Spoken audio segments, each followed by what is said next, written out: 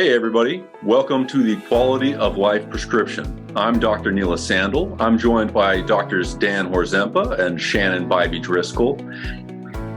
This podcast is oriented to folks who are interested in integrative medicine, functional medicine, and how to improve the quality and span of your life. Welcome to the Quality Life Prescription. We're going to talk about some sleep. What are the myths? What are the tips? And how can we overcome insomnia? Yeah. And hopefully maybe we can help insomnia if this is a good enough podcast about sleep. Because one of the best books I read about sleep, the author himself said, this is also a great book to put you to sleep. So hopefully not too much of that, but maybe a little bit. Yeah, Neela? Start the podcast and maybe it'll put you to sleep. Yeah. Neela? Yeah. So sleep, right? Sleep is something that is a fundamental nutrient for human creatures. And, the thing that strikes me about sleep is how little credit it gets. Everyone knows they need sleep. A lot of people wish that wasn't the case. A lot of people pretend that wasn't the case. And yet it is a fundamental human, if you will, nutrient, right? It's like calories. We have to have sleep. We have to have relationship. It's one of these things that is necessary to human function. And everyone's trying to avoid it, I think, as much as they can until there's a problem. And then they're trying to do a 180. And that's when they usually come to us. They're saying, hey, I'm really noticing that something is off with my sleep. How often would you guys say you run into sleep issues in your patients? At least 50% of the time, I'd say. That's really common. Yeah, in one way or another. Now, I think we're seeing more of that now. I think it's a good thing, actually. I think we're seeing more of it because of wearables. So, things that we're wearing on our body that are tracking our sleep, or in some cases like mattresses or things like that are tracking sleep. So people are realizing there's a problem and coming in for help with it. Yeah, you got to wonder if they're more attuned because they're getting feedback, and they would just maybe write off how they're feeling. If they didn't have that direct feedback, I'm not quite sure, but I think I've seen an uptick since wearables have become much more utilized, in the population. I've seen an uptick in people saying, oh, my wearable shows I don't get enough deep or REM, or I have a lot of awakenings through the night. I don't sleep deeply, whatever it may be. And then generally they can tie that back to some way that they're feeling, in my experience. I'd love to talk more about wearables and, how we can gather data and solutions. Before we roll into that really important topic, can we talk a little bit more about what sleep is and what it does biologically for people? Yeah, absolutely. I think there's a lot of mythology about it, right? Yeah, so sleep is certainly not unconsciousness. Right? If I hit my head and, I fall on the ground, I may look like I'm sleeping, but I'm not. Well, Dan, no. Yeah. So it's a different thing, right? And I think one of the differences here is that when you're sleeping, you're progressing through different stages of sleep. And each of those stages represents a state change of your brain. Okay. So, we could say maybe on the simplest front here, we have light non-REM sleep, deep non-REM sleep, and REM sleep. What's been called dream sleep, or rapid eye movement sleep. And so as we progress through those different stages, different things are happening in our brain, and each stage has a different function. So, for instance, deeper sleep stages having more of a housekeeping function. This glymphatic system, which is kind of like the sewage system of the brain, gets activated, flushes out all this stuff that's built up throughout the day. I think it's still pretty controversial. I'd love to hear your guys' thoughts on this. The purpose of REM sleep, although, I've heard that one of the best things I've heard about that is kind of integrating new knowledge from the day. That you're kind of playing with new things in REM sleep, and that's why I like your day's events. But can show up in REM sleep. But I don't think anybody really fully knows why we have REM sleep, other than it's completely essential. Because if you deprive a laboratory animal of REM sleep, they will die almost just as quickly as if you deprive them of sleep altogether. Amazing, isn't it? So that's, I think, getting into kind of like there's a dance and a symphony of sleep, that is far different from other states of being unconscious, essentially. So Dan, how many days can you go without sleep? Woohoo. Like, where's that magic? Like, without this much sleep, you will die. Yeah, that's a great question. Guinness doesn't accept sleep deprivation records anymore. That's probably wise. They don't. So Matt Walker has talked a lot about this. They won't accept that. I can't recall exactly how long it is, but I want to say it was somewhere between like 10 and 14 days. Yeah, I remember was the last record. Around 11 days. Yeah, I seem to remember the guy having permanent mental health problems. Wow. Even if he went back to sleeping, presumably normally, or at least back to his baseline. There's that ancient legend about Gilgamesh, right? And famously, Gilgamesh failed to achieve immortality because he was tasked with staying awake and paying attention for 7 days straight. So it's maybe the first fable about sleep and what is the human limit. Yeah. I think the guy who has the record, technically, or at least since we've been keeping records, right? I think he was a radio host, if I remember correctly. And he was actually doing a lot of his sleep deprivation was on air. They'd have to like nudge him and things like that. He would maybe get these little micro sleeps or start to doze off. Not enough that, he didn't end up with the record, but, unfortunately that taught humanity that long-term deprivation can really hurt you for the rest of your life. So.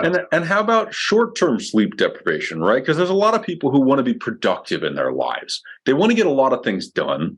They want to be an investment banker, or they want to spend more time getting something done with their hobby, right? And they're going, well, why don't I get 6 hours of sleep tonight? What would you say to these people? Not a good long-term investment strategy, I would say. Yeah. Interesting way to put it. Well, sleep is more than just the stages, which are super interesting. And do we understand them completely? No.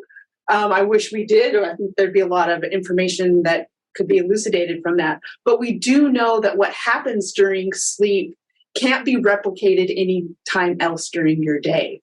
It is a time when the body slows down and it goes through a process of regeneration. And you need certain hours of complete darkness for melatonin to set in. And then, and why is melatonin important? It is the regulator of autophagy and apoptosis. Can you define those for people who might not know what those are? Sure. Autophagy is what we call, it's kind of autophagy or cell eating. It's where old cells go to die. The body says, we've got to get rid of this old stuff. We no longer need it. So it's basically a self-detoxification of old cells. So you're cleaning things up so you can be fresh and new. And apoptosis is a little bit of the same thing. It's a programmed cell death. So we're getting rid of old cells. And so melatonin is a very, very strong antioxidant. And it is a part of this really important cycle of not only regulation of things that generate free radicals, but also just for regulation of regeneration of the body. So that's a lot of stuff. Dan was talking about how it allows regeneration in the brain, and you're talking about how it allows regeneration in the body. Yeah. There's an enormous amount that happens with this. But one of the things that I see the most commonly as a micronutrient deficiency in my patients, we all as functional and integrated medicine doctors do a lot of data gathering to personalize the care of our patients. And so we end up seeing a ton of data sets. And I don't know if this holds for you guys, but I certainly see that one of the most common micronutrient deficiencies in my patient population is glutathione. Glutathione is the body's master antioxidant. It also manages most what's called conjugation. It's a process in detoxification that allows us to take a toxin, make it essentially water soluble so we can move it forward. And amazingly, most of our endogenous or internal, our own glutathione that we make is made during sleep. People who are sleep deprived have dramatic limitations comparatively in their glutathione. And this is a big thing. I think of glutathione as one of our master anti-aging elements. And it's kind of seeing this pattern over and over again has made me maybe a little tongue-in-cheek come up with this idea that it doesn't matter if you sleep or you don't sleep, you really only have the same amount of hours in your day or life, right? Because if you're skipping out on sleep, and therefore you don't regenerate, you don't proactively perform the processes that let your brain and your body live longer, you're just robbing yourself. And I love the way you put it, Shannon. You're like, it's a poor investment. It seems like you'd get more time out of it. You skip sleep, right? Yeah, but how functional are you with just 6 hours of sleep? That's a great question. Yeah. You're slower cognitively, physically, so you're losing time by not sleeping and staying awake longer. So the task that would have taken you 5 minutes now takes 10 minutes or 7 minutes. And the longer the sleep deprivation goes, the longer that task takes. There are many people who become immune to that. They forget that they used to function more, right? There's a sort of amnesia about functionality that can happen with that sleep deprivation. Yeah. And I mean, from one of the studies I saw, people think their function gets better. Ah, interesting. Feel like they're functioning better, even though objectively they're being tested, then they're functioning worse. Yeah, that's right. Oh, that's amazing. What a wake-up call for people. Yeah. Sorry, that's maybe too ironic.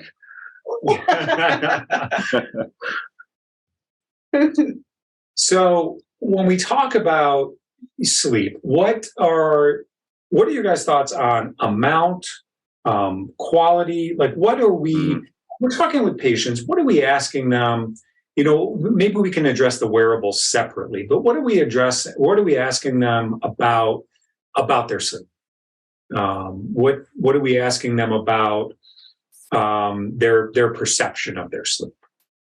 I think the most important question for me to ask people is, do you feel rested? In general, and specifically, do you feel rested when you wake up? Do you need an alarm clock to wake you up? And I think the answer to those three questions does a lot of work to bring in the nuance and personalization. Because there's no one size fits all. Everyone's need for brain and body regeneration is different depending on their environmental inputs, their genetics, their nutrition, a lot of different things. And the bottom line is, are you getting enough for you? Mm-hmm. And I see those three questions as being a pretty good way to know that. Are you getting enough sleep for you? 1, do you feel rested? 2, do you feel rested when you wake up? 3, do you need an alarm clock? And, honestly, that's a pretty tall order. Most of us with kids, for example, I don't get a perfect score on that. Right? And back to Shannon's astute observation, that's not a great investment. It's like, I have to figure out a way to manage that. And it sure is challenging. Yeah, absolutely. And certainly we start at looking at sleep by saying, well, what's your sleep opportunity? How many hours are you giving yourself to sleep? What time are you in bed? What time are you waking? You may not be sleeping that whole time. In fact, you're almost assuredly not. But, what time are you getting in bed? What time are you waking up? How are you getting to sleep? Do you feel it's taking you a long time to get to sleep? Do you have difficulty getting to sleep? And are you waking up throughout the night one or more times being unable to get back to sleep? I think those are other key things that I often ask about too. Just to kind of, be able to start to get a little deeper on, is this person sleeping well? What questions do you like to get into to gauge the quality of sleep in your patient panel? Yeah, I really like to understand when are they going to bed and how long does it take them to fall asleep. Because I really believe that the amount of sleep you get before midnight really matters. And like we said before, melatonin isn't released from the pineal gland until 4 hours after the last time you were exposed to artificial light.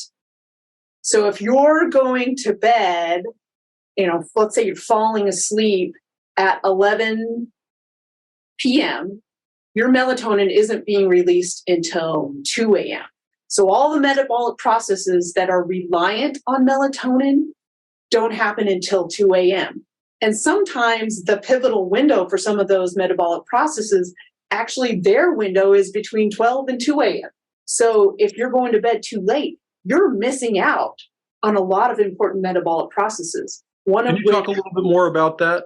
Sure. That's a really fascinating topic, right? The idea that our body has special timing windows for different things. And if we miss that window, we're missing the most opportunity time to do that thing.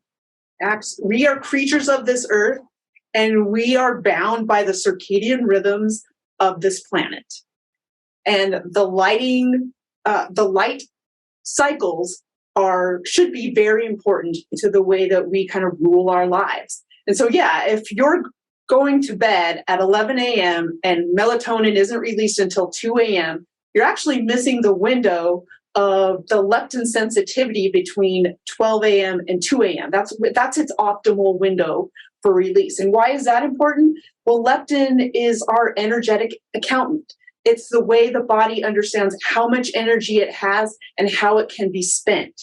So one way I've heard it explained is that you could have $1 million in your energy bank, but if leptin doesn't show up on time, you can't access that $1 million.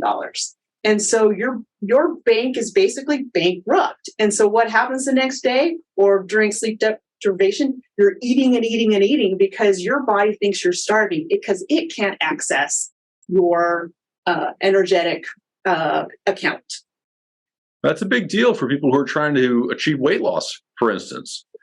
Yeah, this idea that we are machines or automatons really is not supported by the science at all. This is, I think, one of the reasons there's so much attention on ancestral health now. When we look at these concepts, when we take the philosophy that our ancestors were very well adapted to their environment, and we are not that different from them, and yet the environment is very different. Yeah. When we study that, we start to pull apart all sorts of really interesting ideas and tease out very, very powerful tools for human health, like what you described there. I think there's very much a mythology that we can sleep whenever we want to sleep, right? It's fine. I got 6 hours. Like, well, first of all, that's not enough. Second of all, when did you get that 6 hours? Well, between, 4 a.m. and 10 a.m. It's like, well, that is a very, very different thing than getting those 6 hours between 10 p.m. and, in the evening. And we like to overcome nature, right? We have this tendency as a species to try and overcome nature.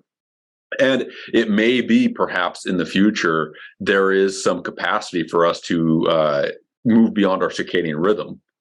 If Elon gets people into Mars, they're going to have a real heyday with trying to figure this all out. Right? But where we are with our science right now, we're creatures of the earth, right? We have the circadian rhythm, and it is hard locked. We simply struggle if we fight against our nature. Yeah, absolutely. Yeah. I mean, the next important step in that cycle that I'm talking about is once leptin binds to so first melatonin will bind to the hypothalamus, and then given the timing is right, leptin will bind to the hypothalamus. Once those two are in place, melatonin can then signal to the pancreas, hey, decrease your insulin. I'm going to tightly regulate the energy in this system. I'm going to do that. The next thing that gets signaled is the thyroid.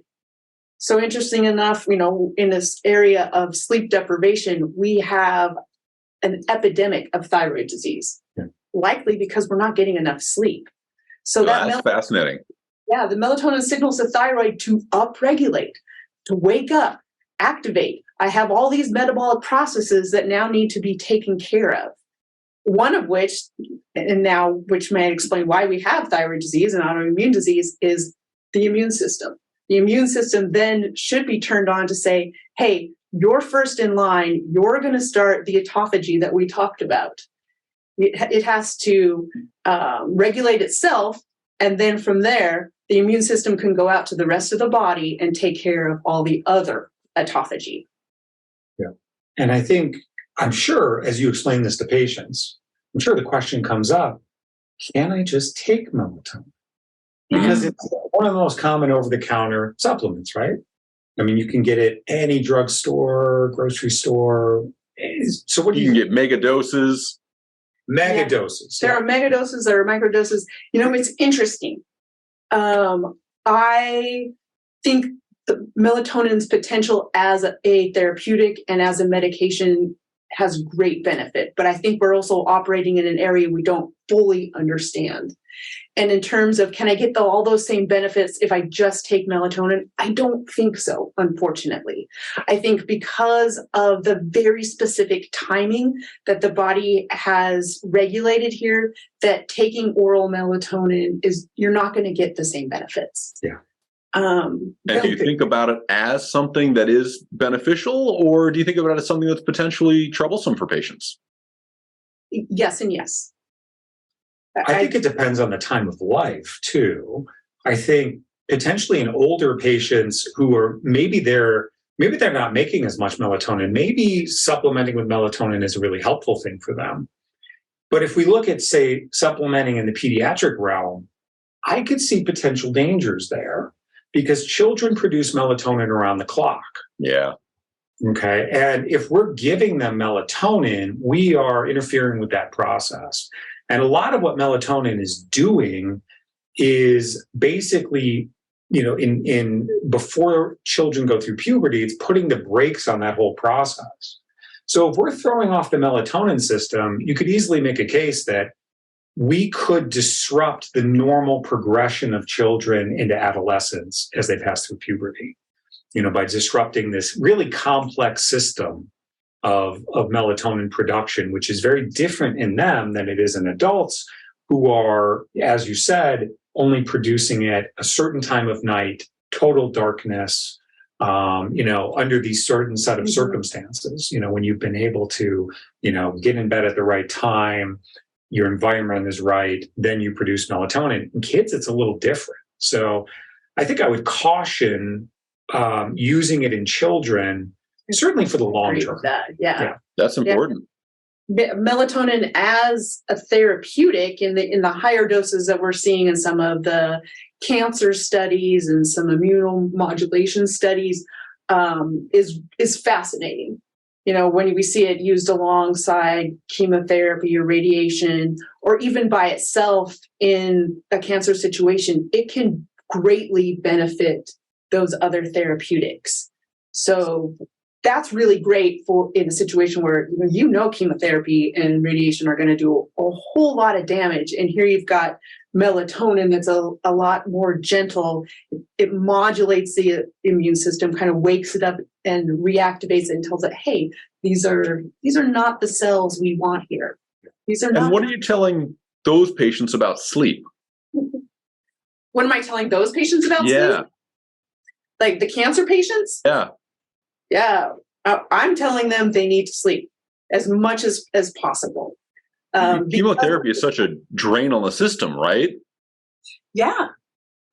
So we want them to sleep as much as they can, because in a lot of different diseases, we see dysregulation of the sleep cycle and of melatonin. Parkinson's comes to mind as one of those, and Alzheimer's, a lot of neurodegenerative diseases, we see sleep disorder.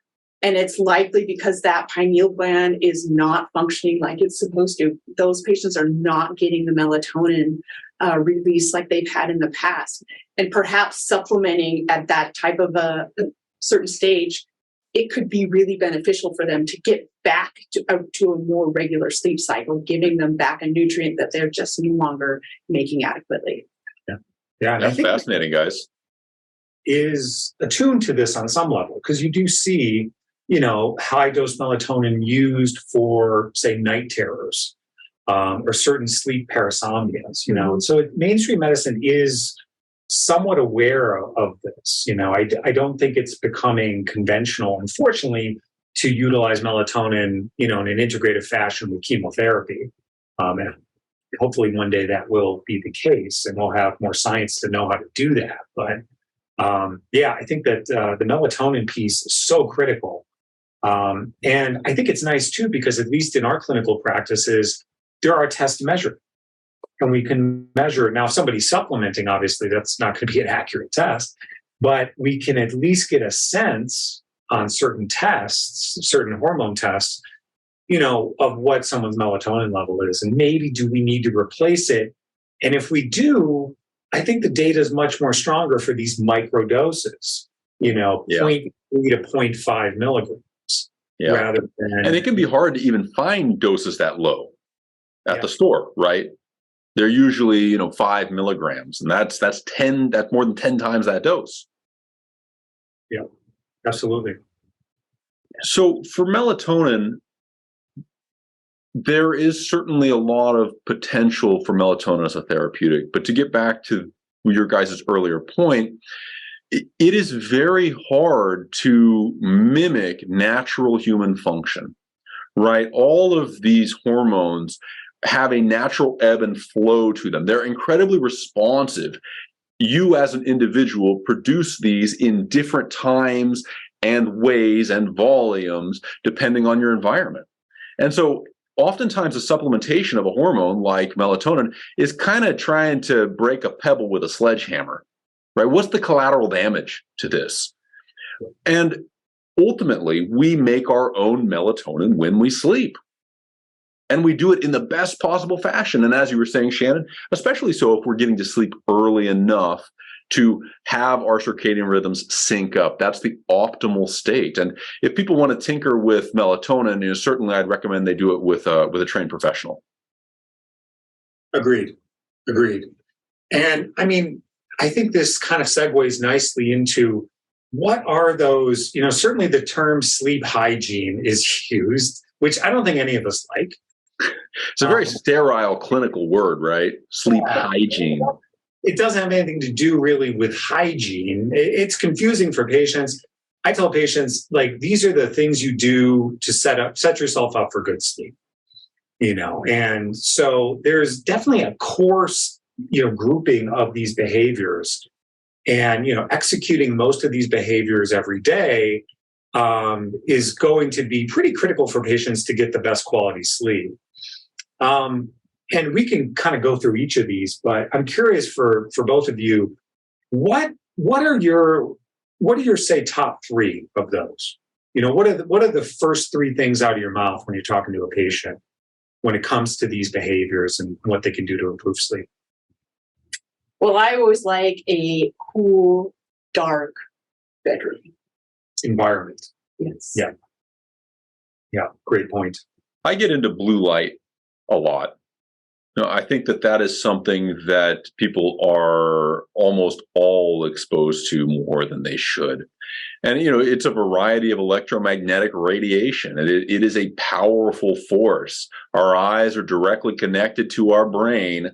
There's no two ways about it.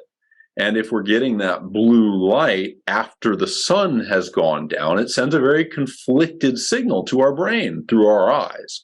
And our brain hears, hey, the sun is still up.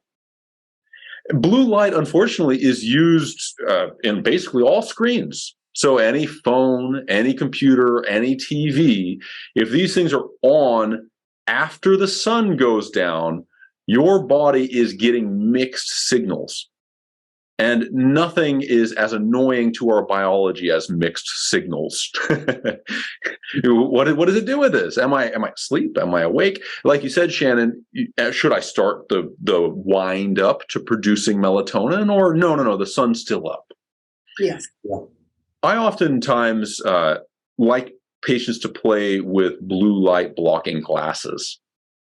I think it's kind of a tall order for people to stop their screen time. I mean, that's optimal. If you can, you should. You should really not have screen time after the sun goes down. If you want to have maximal longevity and maximal efficiency and quality of life, you should not use screens after the sun goes down. But again, like I was talking about with hours of sleep and quality of sleep, we don't have to be fanatics. It's not black and white. There's a spectrum of intervention here. And I feel like blue light blocking glasses kind of walk that balance pretty well. It's a good way to help reduce that stimulation to the brain, that atypical, non-actual stimulation, or that artificial stimulation, without modifying your life too much. Yeah. And let me talk a little bit too, from the perspective, I guess, of we're trying to do this for a household. Okay. And I think I wear blue blockers, every night. I think they're great. I think when we're trying to get the household, though, to optimizing their circadian rhythm from this evening light point of view, especially when you're talking about small children, although it'd be great to see, a whole family in blue blockers, but maybe not practical. My kids would keep them on. Let's modify the lighting. Let's make the lighting dimmer. Let's make it in the more yellow, orange, and red spectrum. Let's make it lower in the visual field, because higher in the visual field, the brain thinks is the sun high in the sky, Important point. Yeah. Overhead lights. We've, in our household, we've been using the Philips Hue bulbs, and they're kind of nice because you just set them and forget them. You set them on a schedule, say at like 7:00, sun's going down. You set them to change spectrum. They go to this softer yellow, orange kind of light spectrums. You can even further refine it and kind of have them get progressively more orange or more red over the night. But, just that I find with my kids is enough to really get them. They're starting to yawn. They're starting to wind down a bit. They're starting to get ready for bed. So I think that's one way. It's the same thing you're talking about, Neela. It's just thinking at a household level, I love that. Yeah, that sounds like a really good way to keep things sane for bedtime, right? It's like a human biology hack to prevent hair loss, right? The stress of chasing small children around. Come back here, bedtime. Yep. Yeah. It is definitely probably improving the longevity of the parents to do that. So. Dan has one of these light bulbs in my office, and I notice, the hue changes as I get closer to the end of the day. Hey, time to go home. Yes. And at 5:30 it just shuts off. I'm like, sorry guys, we gotta go. We're done here. He's not pranking you with it. He's not making it start to dim down at noon. You're like, why do I feel so tired? I'll have to try that in the future. Good. Okay. So we've talked about some different ideas around sleep. We've talked about the importance of sleep, the nature of sleep, what it does for us. Dan, could you tell us a little bit about wearables? This is something that I think people have a lot of exposure to nowadays. It's very cool to be able to gather this type of data on ourselves. It lets us run little experiments and be data driven. What are the benefits of this, and what are the pitfalls of this technology? And how do you like to use them? Yeah. So I'll start with benefits first. I think most of my patients do have wearables of different types. There's rings, there's things on your wrist, there's watches. We could probably get into the different brands at a different time point. But, when we're talking about sleep, they're all measuring sleep in one way or another. Some of them are using temperature, although not all of them. Some of them are using oxygen levels, although not all of them, but most of them are using heart rate, and the way the heart rate varies from beat to beat, heart rate variability. A lot of them are also using your respiratory rate. And then, of course, your movement, right? That's where these things started with things like Fitbits. And they're basically trying to triangulate where you are in your sleep cycle. And my understanding of these is that they are most accurate for total amount of sleep, no matter which one you're talking about. They're going to always be most accurate for you slept this much, okay? The ability to sort out REM sleep from non-REM sleep is also pretty good. Because when you're in REM sleep, you're basically your body is paralyzed, and yet you are living this vivid dream experience. So your heart rate's up and down, your respiratory rate can be highly variable. So it's pretty easy to pick that up. I think the difficulty with a lot of these is picking up light and deep non-REM sleep. And I think that's where they're least accurate. But I think in the grand scheme of things, it's also important to talk about, accuracy from an absolute point of view and from a relative point of view. And what I've been saying is, like, on an absolute level, total amount of sleep, deep or REM versus non-REM, pretty good. Sorting out deep sleep, deep non-REM from light non-REM, maybe not so much. But if we're talking about relative with you, Neela, and you're having your wearable and you get a pattern down and it tells you you're sleeping an hour and a half of deep sleep on average every night, and then one night you get 2.5 hours, well, that's a significant relative change. Now, does it mean you actually got that amount? Maybe not. But I think it means more that you did something to improve your deep sleep, and that's important. So I talk to patients about understanding this difference with, okay, this is an accurate, what parts of this are absolutely accurate, like would hold up if you were in a sleep lab, say, and they were measuring your sleep, and what parts of this are going to be more looking at relative changes. Yeah. So how do we get the best out of that data and be wary of the fact that the technology is not perfect? Yeah, that's a great point. Yeah. And I think the pitfalls, and I've seen this with a few patients, I'm sure you guys have too, people can become overly anxious with these things. And that anxiety can actually make them sleep worse. So, I've had patients where, they're so anxious because they're trying to get to sleep. And they're thinking every minute that ticks by, they're like, oh man, I'm like, my latency's bad. It's going to count against me. Oh no. Yeah.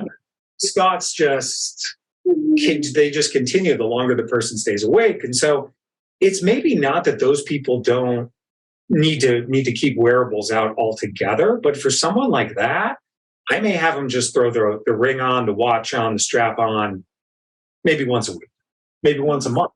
Just to get an idea of where their baselines are. But they may not benefit from wearing it every night, just from the anxiety that produces. Well, this is great, guys. So why don't we talk a little bit about the quality of life prescription here? What would you guys recommend to your patients to maximize the quality and length of their life? So here's what I would like to give for my prescription. So I want a cool, dark, quiet room. For your number one, I want you to wear blue light blockers at least 1 hour before you anticipate, going to bed and being asleep. I want you to not eat at least 2 hours before bedtime, because what you eat will affect, or when you eat will affect, as much as what you eat will affect your sleep. So cutting out sugars and carbs. Pick a quiet, relaxing activity. It's better not to be on your phone, not to be on your computer a couple hours before bedtime. If you can read a book or play a board game with your little ones or something, less stressful, instead of getting really engaged in, the next Netflix series that'll keep you up for days on end. And then I was like, what's my last thing? I guess because I'm working with a lot of perimenopausal, menopausal women, is, other than the cool dark room, is maybe throwing in the chili pad or the Uller pad to keep the bed cool, because keeping that core body temperature lower will help keep you in a deeper state of sleep for a longer period of time and not waking up hot, sweaty, and uncomfortable. Yeah. Yeah. I mean, that's a pretty comprehensive list. I think I would add alcohol, watch it. Yeah. 3 to 5 hours out from bed, probably. Yes. Maybe some people, maybe more. I mean, some people are really sensitive to that effect on sleep, and alcohol just so that people understand, is devastating to your sleep architecture. There is nothing good that it does to your sleep quality. Yeah, it knocks you out. Remember that we said there's a difference between being asleep and being unconscious. Yeah. So alcohol will make you unconscious, but you won't actually be asleep. Yeah. And I think the additional one that's at least been a game changer for me is heat yourself up a little bit before bed. And I'll expand on that. So that could be a hot shower before bed, hot bath, jacuzzi, sauna, anything that's going to warm you up. Now, quick rule of thumb with this, the less intense the heat, the closer it can be to your bed. You're actual getting into Bedtime. that. Because the more intense, the more time you're going to need to allow the cooling effects to take place. Because that's really, it's paradoxical, but you're heating yourself up to cool yourself down for sleep. Because your body's going to initiate cooling mechanisms, and it's going to overshoot the mark. And we're going to take advantage of that overshooting the mark to, just like you said, drop that body temperature to get you into deeper sleep. So if you're looking like I said, a hot shower, a hot bath, within 20 or 30 minutes of bed, or even kind of right before, probably going to be fine. If you're looking at something like sauna, it's probably going to be at least an hour out from sleep, maybe 2, depending on how hot you're going and for how long you're going in. Just because you're going to need that time to allow your body to dump some of that heat. Great tip. Yeah. I would add in, make sure you take some time to check in with yourself. How fatigued are you? How are you sleeping? You make this real for yourself. Don't just put yourself on autopilot and work and go to sleep when you go to sleep and wake up when you wake up. Or ask yourself real questions about this. Again, am I waking up feeling rested? Do I feel efficient throughout the day? Do I need an alarm clock? And I talked about this a little bit earlier, but if you are requiring an alarm clock to kick you out of bed, it means that you aren't getting enough rest. You're stopping your cycles artificially. And most people are going to end up using alarm clocks, but what that means is that you're not going to bed early enough for your biology. You're not getting enough sleep. And we very much live in a culture where people want a shortcut. There's no shortcut. If you get more sleep, you're going to have a higher quality of life. And the data shows you're probably going to have more longevity. And so don't be in a rush. I think that's probably the summation of my addition here. Don't be in a rush for this. Just be aware and honest with yourself about how you're feeling. You don't want to trick yourself into accidentally entering a disease state. And for those patients who have a clinical insomnia, of course, go talk to your professional about this, right? There are all sorts of different disease states that can create insomnia that won't be cured by these things. But all of the things that are recommended during this podcast today are all fabulous things that everyone can benefit from. If these aren't helping, there may be something deeper underlying that. And of course, it's always worth getting looked at. Yeah, great point. Certainly things like sleep apnea can definitely play a role here. So that's something you want to get screened for. All right, guys. Fantastic. Well, thanks once again, everyone, for joining us for the Quality of Life prescription. Let us know what questions you guys have. We love to take questions. We'd love to elaborate on anything. Go to our website at qualityliferx.com. We're going to be posting these up there. And let us know what you want us to get into. All right. See you later. Absolutely. See you next time. Hi, I'm Dr. Dan Horzempa. Don't forget to hit the subscribe button to stay up to date with all our latest episodes and tips and tricks.